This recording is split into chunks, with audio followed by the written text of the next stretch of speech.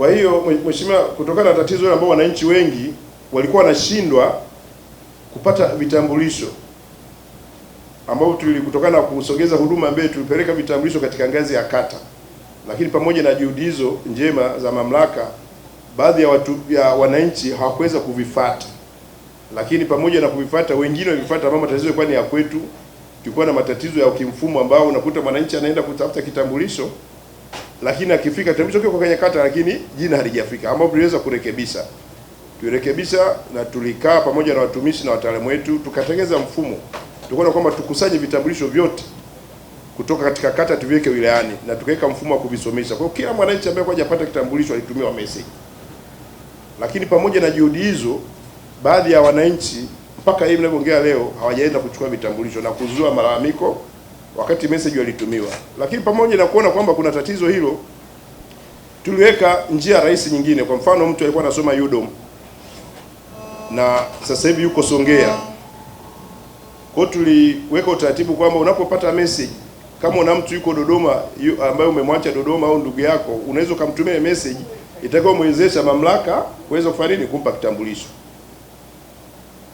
Lakini pamoja na juhudi hizo, Mheshimiwa Waziri, bado tuna tatizo la mrundikano wa vitambulisho vingi. Kutokana na hilo, tuliweka utaratibu kwamba kuanzia mwezi wa 5 tutasitisha matumizi ya vitambulisho ambavyo havijachukuliwa. Juhudi hizo zimetusaidia kidogo, ingawaje bado unakuta mtu anapokwama anakuja, unachukua kadi yako, wana activate, unaendelea na matumizi.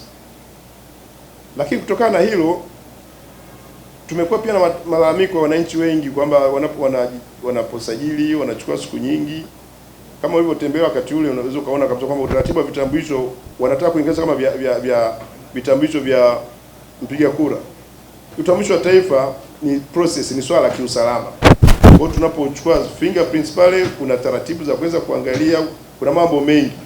Kwa hiyo na tulishatoa maelekezo kwamba tunatumia siku 5 uweze kupata namba, na usipopata namba siku 5 ina maana kuna tatizo, lakini kadi ni siku 21.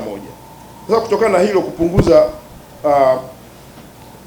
usumbufu kwa mwananchi, ndio tumeamua kuzindua hii namba ambayo nafikiri imejaribu kuelezewa vizuri. Ni kwamba namba hii itamrahisishia mtu kuweza kufahamu siku unapo, yani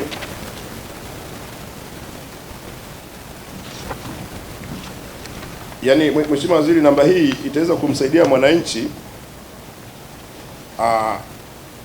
kuweza kutambua endapo mwananchi hajui au amesahau namba yake ya utambulisho wa taifa. Huyu ataandika ujumbe mfupi wa simu kwa utaratibu ufuatao. Kwa mfano, mtu amesahau au umeshajiandikisha, unataka kujua hatua ya kitambulisho chako iko wapi. Kwanza kabisa, kwa utaratibu huu utaanza na jina la kwanza la mwombaji, alafu utaweka star, utaweka jina la mwisho. Kwa mfano kama mimi ni James, nitaweka star, nitaweka Kaji, alafu nitaweka tarehe, mwezi na mwaka wa kuzaliwa, nitaweka star, utaweka jina la kwanza la mama. Akina mama oye, maana tungeandika la baba ngeko makelele. Kwa unapoweka jina la kwanza la mama unaweka star, unaweka jina la mwisho la mama. Kwa mfano jina la mama ni Edina, la mwisho ni Wana. Na baada ya hapo unatuma kwenye namba 15274. Narudia tena, niende kwa kina baba sasa. Jina lako la kwanza ni Musa, unaandika Musa, unaweka star. Jina la mwisho ni Juma, unaweka star. Unaanza na tarehe ya kuzaliwa, kama unazaliwa tarehe 2 unaanza na 02, kama tarehe 2 mwezi wa 3 03 mwaka 1987 unaweka star. Unaenda jina la mama, labda anaitwa Dorothy, star. Pakome, la baba. Basi mtu huyo atapata ujumbe mfupi wa maneno usemao ndugu Musa, namba yako inatokea namba ya usajili na kitambulisho chako kimeshazalishwa, na kama bado haujachukua, tafadhali fika ukichukua ofisi ya NIDA Masasi. Ikiwa taarifa za maombi ya kitambulisho cha taifa bado zinashughulikiwa, atajibiwa kuwa uhakiki wa ombi lako bado unaendelea. Kwa msaada zaidi piga namba. Tuna namba ya maulizo kwa wananchi, naomba nirudie tena ili kutoa usumbufu. Mnapopata matatizo mnapiga moja kwa moja, ni bure. Ni 023 22 10 50 0. Nirudie tena 023 22 10 50 0. Namba hii ni ya maulizo na majibu mengine kulingana na hatua za maombi. Ndugu Mheshimiwa mgeni rasmi, kama mwananchi afahamu namba yake ya utambulisho, yani NI namba. Kwa mfano umeshapata namba na huikumbuki, mara nyingi tunawaomba katika namba hii ambayo nimeshaitoa ya 15274, tuna form zile ambazo wanaita enrollment form ambazo unasajili. Unachukua namba, kuna namba imeandikwa registration number ERN.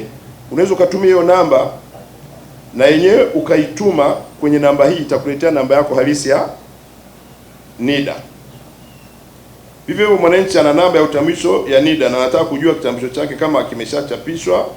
Kwa hiyo mtu ataandika namba yake ya utambulisho. Kama una namba tayari na unataka kujua kwamba je, kadi yangu imeshatoka au bado.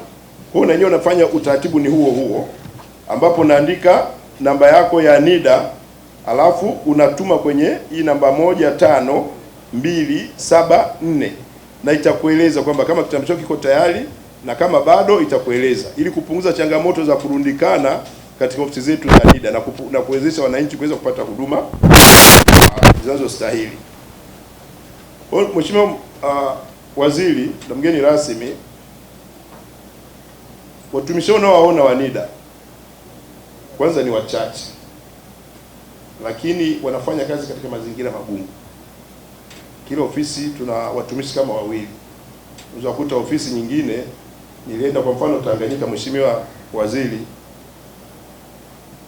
watumishi wanasafiri mpaka kilomita 700, inabidi atoke Uvinza kwa mfano, anakuja Tanganyika afu ndio anaenda kuingia.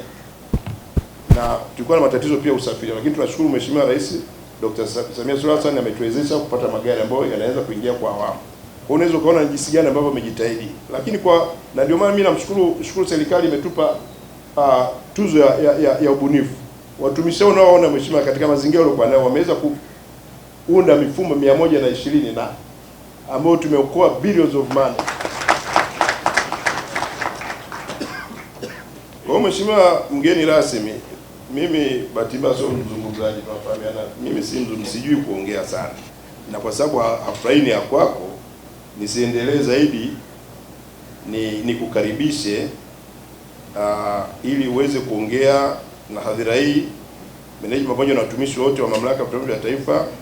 Lakini tumejipanga kutoa huduma bora, na ukiangalia kwa kweli Mheshimiwa Waziri, tunatoa huduma bora pamoja na dosari ndogo ndogo ambazo tunazidi kuzirekebisha, na tuna uhakika na ulitoa maelekezo ya kuhakikisha kwamba tunatoa vitambulisho vyote kabla ya Februari. Tunahakika kwamba kabla Januari haijaisha wote ambao hawajapata vitambulisho watakuwa wamepata. Lakini niwaombe wananchi wote ambao hujapata vitambulisho, njooni mchukue vitambulisho vyenu.